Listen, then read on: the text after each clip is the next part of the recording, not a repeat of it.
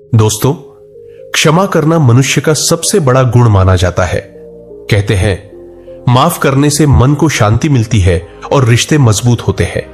लेकिन क्या आप जानते हैं कि कुछ लोगों को माफ करना आपके लिए विनाश का कारण बन सकता है? आचार्य चाणक्य ने कहा था, क्षमा वही करे जो इसका मूल्य समझे, अन्यथा यह तुम्हारी कमजोरी बन जाएगी। आज हम आपको बताएंगे उन 5 प्रकार के लोगों के बारे में जिन्हें माफ करना अपने पैरों पर कुल्हाड़ी मारने जैसा है। एक बार आचार्य चाणक्य अपने शिष्य चंद्रगुप्त के साथ मगध के राजमहल में चर्चा कर रहे थे। चंद्रगुप्त ने एक पुराने मित्र को माफ करने का फैसला किया जिसने उन्हें धोखा दिया था। चंद्रगुप्त का मानना था कि क्षमा से उनका मित्र सुधर जाएगा, लेकिन चाणक्य ने गंभीर स्वर में कहा, पुत्र, क्षमा करना एक महान गुण है, लेकिन इसे बिना विवेक के इस्तेमाल करना आग में घी डालने जैसा है। चंद्रगुप्त ने उत्सुकता से पूछा, गुरुदेव, मैंने तो सुना है कि क्षमा से बड़ा कोई धर्म नहीं, फिर मुझे किन लोगों को माफ करने से बचना चाहिए? चाणक्य ने मुस्कुराते हुए कहा, चंद्रगुप्त, हर व्यक्ति क्षमा का पात्र नहीं होता। आज मैं तुम्हें उन 5 प्रकार के लोगों के बारे में बताऊंगा जिन्हें माफ करना तुम्हारे जीवन को अंधेरे में धकेल सकता है। इनसे सावधान रहना तुम्हारी बुद्धिमानी और भविष्य की रक्षा करेगा। पहला व्यक्ति, विश्वासघाती जो बार बार धोखा दे। चाणक्य ने गंभीर स्वर में कहा, सबसे पहले उस व्यक्ति को कभी माफ मत करो जो बार बार तुम्हारा विश्वास तोड़े। ऐसा व्यक्ति तुम्हारी क्षमा को तुम्हारी कमजोरी समझता है और फिर से धोखा देता है। उन्होंने एक कहानी सुनाई। एक बार मगध के एक सेनापति ने अपने सहयोगी को माफ किया जिसने उसकी युद्ध रणनीति शत्रु को बता दी थी। सेनापति ने सोचा कि क्षमा से उसका सहयोगी सुधर जाएगा, लेकिन मौका मिलते ही उस सहयोगी ने फिर से धोखा दिया, जिसके कारण मगध की सेना को भारी नुकसान उठाना पड़ा। चाणक्य ने कहा, आज के समय में भी ऐसे लोग मिलते हैं, जैसे कोई सहकर्मी जो बार बार आपके आइडियाज चुराता हो या कोई दोस्त जो आपके राज दूसरों को बता दे। ऐसे लोगों को माफ करना उन्हें और मौके देना है। चाणक्य नीति कहती है, विश्वासघाती को एक बार माफ करना दया है, लेकिन बार बार माफ करना मूर्खता है। दूसरा व्यक्ति, जानबूझकर नुकसान पहुंचाने वाला। चाणक्य ने दूसरा सिद्धांत समझाया, पुत्र, उस व्यक्ति को कभी माफ मत करो जो जानबूझकर तुम्हें नुकसान पहुंचाए। ऐसा व्यक्ति तुम्हारी कमजोरी का फायदा उठाता है और तुम्हें बार बार हानि पहुंचाने की कोशिश करता है। उन्होंने एक कहानी सुनाई। एक गांव में एक दयालु किसान था जिसने अपने पड़ोसी को कई बार माफ किया जो उसकी फसलों को नष्ट करता था। किसान ने सोचा कि शायद पड़ोसी सुधर जाएगा, लेकिन पड़ोसी ने उसकी दया को कमजोरी समझा और एक दिन किसान का पूरा खेत जला दिया। चाणक्य ने कहा, आज के समय में भी ऐसे लोग हैं जो जानबूझकर तुम्हारी प्रतिष्ठा, करियर या रिश्तों को नुकसान पहुंचाते हैं।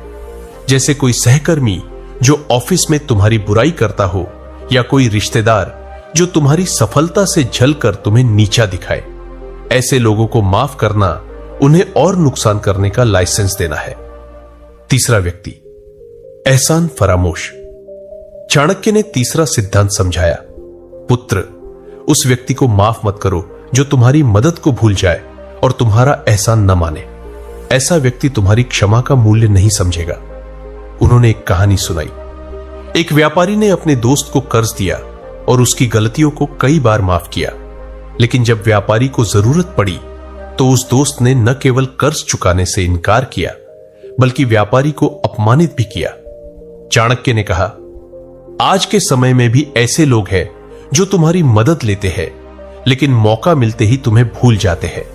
जैसे कोई दोस्त जो तुम्हारे पैसे या संसाधनों का इस्तेमाल करे, लेकिन बाद में तुम्हें अनदेखा कर दे।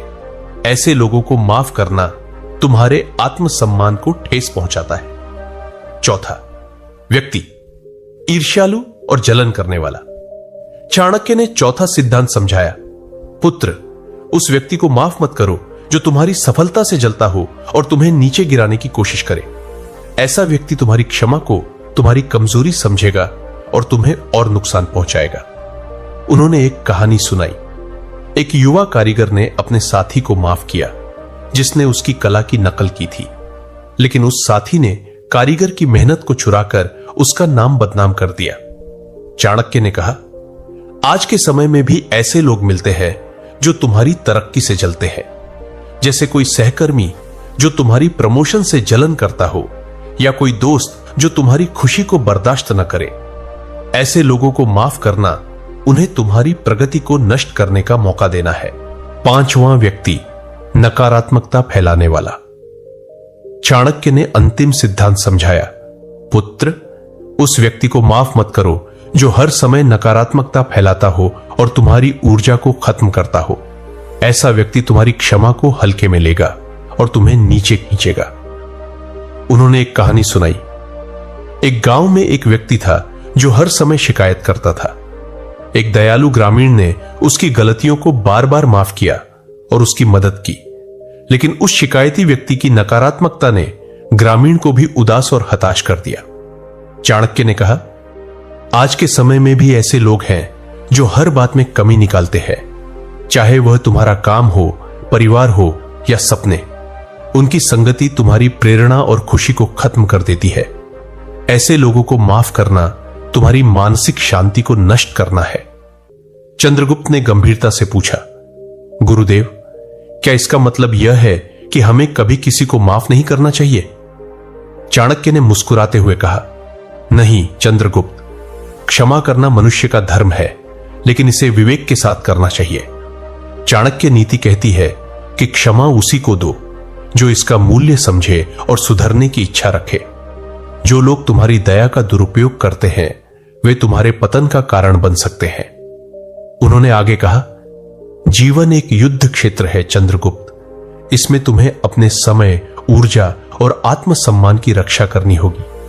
गलत लोगों को माफ करना उन्हें तुम्हारे जीवन में और नुकसान करने का मौका देना है। इसलिए अपनी क्षमा को सुपात्र के लिए बचाकर रखो। चंद्रगुप्त ने सिर झुकाकर कहा, गुरुदेव, आज मैंने सीखा कि क्षमा में विवेक सबसे जरूरी है। मैं अब उन लोगों को माफ नहीं करूंगा जो मेरे जीवन को नुकसान पहुंचाते हैं। चाणक्य ने अंत में कहा, पुत्र, यह चाणक्य नीति का सार है। क्षमा ताकत है, लेकिन इसे सही व्यक्ति पर इस्तेमाल करो। गलत लोगों को माफ करना तुम्हारी कमजोरी नहीं, तुम्हारी मूर्खता है। अगर यह वीडियो आपको प्रेरणादायक और उपयोगी लगा हो तो इसे लाइक, शेयर और कमेंट जरूर करें। क्या आपने अपने